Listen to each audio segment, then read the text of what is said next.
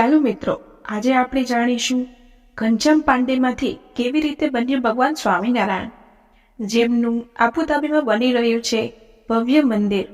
મુસ્લિમ દેશ યુએઈની રાજધાની આબુધાબીમાં સ્વામિનારાયણ સંસ્થાના સ્થાપક ભગવાન સ્વામિનારાયણનું ભવ્ય મંદિર તૈયાર છે, જેમનું વડાપ્રધાન નરેન્દ્ર મોદીના હાથે ઉદ્ઘાટન થયું છે. બોચાસણવાસી અક્ષર પુરુષોત્તમ સ્વામિનારાયણ સંસ્થા એટલે કે BAPS સંસ્થા ના માત્ર દેશમાં જ નહીં પરંતુ વિશ્વના અનેક દેશોમાં મંદિરો છે. અત્યાર સુધી આ સંગઠને દેશ અને દુનિયામાં 1100થી વધુ મંદિરો બનાવ્યા છે. આ સંસ્થા લગભગ 4000 કેન્દ્રો પણ ચલાવી રહી છે. સ્વામિનારાયણ સંપ્રદાયની આ સંસ્થા દ્વારા નિર્મિત ભવ્ય સ્વામિનારાયણ મંદિરોમાં દરરોજ લાખો ભક્તો આવે છે. આ સંપ્રદાય ભગવાન સ્વામિનારાયણને પરબ્રહ્મ માનીને તેમની પૂજા કરે છે. ચાલો જાણીએ કે ભગવાન સ્વામિનારાયણ કોણ હતા અને તેમના દ્વારા સ્થાપિત સંપ્રદાય કયા સિદ્ધાંતો પર ચાલે છે.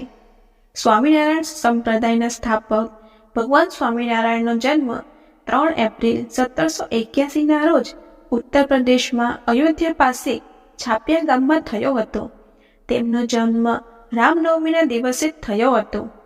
તેમનું નામ ઘનશ્યામ પાંડે હતું. તે બાળપણથી જ પ્રતિભાશાળી હતા.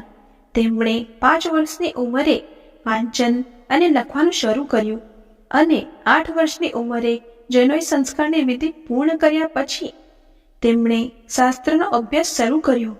બહુ ઓછા સમયમાં તેમણે ઘણા શાસ્ત્રોનો અભ્યાસ કર્યો હતો. ટૂંક સમયમાં જ તે ઘર છોડીને દેશના પ્રવાસે નીકળી પડ્યા. તે લોકોને મળતા, સત્સંગ કરતા અને ઉપદેશ આપતા. તેમની ખ્યાતિ ઝડપથી ફેલાઈ અને તેમના અનુયાયીઓ તેમને નીલકંઠમણી કહેવા લાગ્યા. હવે જાણીશું સ્વામિનારાયણ સંપ્રદાયની સ્થાપના વિશે.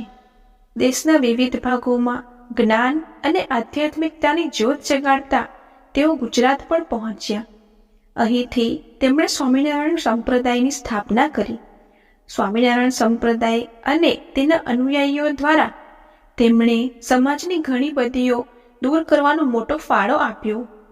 વળી આપણો સુખ બીજાના સુખમાં સમાયેલું છે એવા સિદ્ધાંત પર આગળ વધો. આ ઉપરાંત વિવિધ કુદરતી આફતો વખતે રાહત કાર્ય પણ મોટા પાયે હાથ ધરવામાં આવ્યું હતું. તેમની સેવા ભાવનાને કારણે લોકો તેમને ભગવાનનો અવતાર માનવા લાગ્યા અને તેમને ભગવાન સ્વામિનારાયણ કહેવા લાગ્યા. ભગવાન સ્વામિનારાયણે તેમના શિષ્યોને આધ્યાત્મિક રીતે તૈયાર કર્યા. તેમને દાર્શનિક સિદ્ધાંતો, નૈતિક મૂલ્યો, ધાર્મિક વિધિઓ વગેરે શીખવાડ્યું. સ્વામિનારાયણ સંપ્રદાયમાં એવા ઘણા ગુરુઓ છે જેમણે ભગવાન સ્વામિનારાયણના આધ્યાત્મિક વારસાને આગળ વધાર્યો. તેવી જ રીતે ભગવાન સ્વામિનારાયણના ત્રીજા આધ્યાત્મિક અનુગામી શાસ્ત્રી મહારાજે 1907માં BAPS સ્વામિનારાયણ સંસ્થાની સ્થાપના કરી હતી, જેના દ્વારા સમગ્ર વિશ્વમાં અનેક મંદિરો બનાવવામાં આવ્યા છે. પ્રમુખ સ્વામી મહારાજે 27 વર્ષ પહેલા અબુધાબીમાં મંદિર બનાવવાનો કરેલો મહાન સંકલ્પ મહંત સ્વામી મહારાજે સાકાર કર્યો છે. યુએઈ સામાન્ય રીતે તેના વિશાળ રણ માટે જાણીતું છે, જ્યારે ભારત વિશ્વની અનેક મહાન અને પવિત્ર નદીઓની ભૂમિ છે. મંદિરમાં ગંગા, યમુના અને સરસ્વતી નદીઓનો સંગમ ભારત અને યુએઈ વચ્ચે એક આધ્યાત્મિક તેમજ સાંસ્કૃતિક સેતુ દર્શાવાયું છે. ભારતમાં ગંગા આરતી પ્રસિદ્ધ છે. અહીં પણ વારાણસીના ઘાટની ઝાંખી થાય એવો ઘાટ તૈયાર કરાયો છે. આ મંદિરના સર્જક પૂજ્ય મહંત સ્વામી મહારાજે આજથી લગભગ 3 વર્ષ પહેલા એટલે કે 22 ડિસેમ્બર 2020ના રોજ આ મંદિર માટે આશીર્વાદ આપતા કહ્યું હતું કે આ મંદિર પ્રેમ, શાંતિ અને સંવાદિતાનું ધામ બનશે. આ મંદિર દ્વારા લોકોના જીવનમાં પરિવર્તન રૂપી ચમત્કારો સર્જાશે. શ્રદ્ધા, હકારાત્મકતા અને આધ્યાત્મિક એકતાનો નવો યુગ પ્રારંભ થશે. 2015માં અબુધાબીના ક્રાઉન પ્રિન્સ અને યુએઈ આર્મ્ડ ફોર્સના સુપ્રીમ કમાન્ડર શેખ મોહમ્મદ બિન ઝાયદ નહયાને મંદિરના નિર્માણ માટે 13.5 એકર જમીન દાનમાં આપી હતી. ભારતના વડાપ્રધાન શ્રી નરેન્દ્ર મોદી દ્વારા 11 ફેબ્રુઆરી 2018ના રોજ આ મંદિર પ્રોજેક્ટ લોન્ચ કરવામાં આવ્યો હતો. ત્યારબાદ જાન્યુઆરી 2019માં યર ઓફ ટોલરન્સ દરમિયાન યુએઈના શાસકો દ્વારા વધુ 13.5 એકર જમીન ફાળવી, એટલે કે કુલ 27 એકર જમીન મંદિર માટે ભેટમાં આપવામાં આવી હતી. 77% વધારે મુસ્લિમ વસ્તી ધરાવતા દેશમાં આટલું મોટું હિન્દુ મંદિર એ કોમી સંવાદિતાનું સૌથી મોટી ઘટના ગણી શકાય. સૌ ભક્તો આ મંદિરની મુલાકાત લઈ શકશે. અબુધાબી મૂળભૂત રીતે રણ વિસ્તાર છે.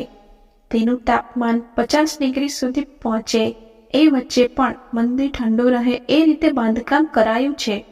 મંદિરમાં સ્વામિનારાયણ ઉપરાંત રામ, સીતા, રાધાકૃષ્ણ, શિવ પાર્વતી, હનુમાનજી તેમજ ગણપતિ દાદા એમ 15 મૂર્તિઓની સ્થાપના કરાઈ છે. મંદિરનો કુલ વિસ્તાર 27 એકર છે, જેમાંથી 13 એકરમાં મુખ્ય મંદિર બન્યું છે. મંદિરની આ ભૂમિ યુએઈના શાસકોએ દાનમાં આપી છે. અન્ય વિસ્તારમાં બીજી સુવિધાઓ વિકસાવાઈ છે. જય સ્વામિનારાયણ. આવી જ આધ્યાત્મિક, પૌરાણિક તેમજ ધાર્મિક વાર્તાઓ સાંભળવા માટે અમારી ચેનલને લાઇક, શેર અને સબસ્ક્રાઈબ કરો. Thank you.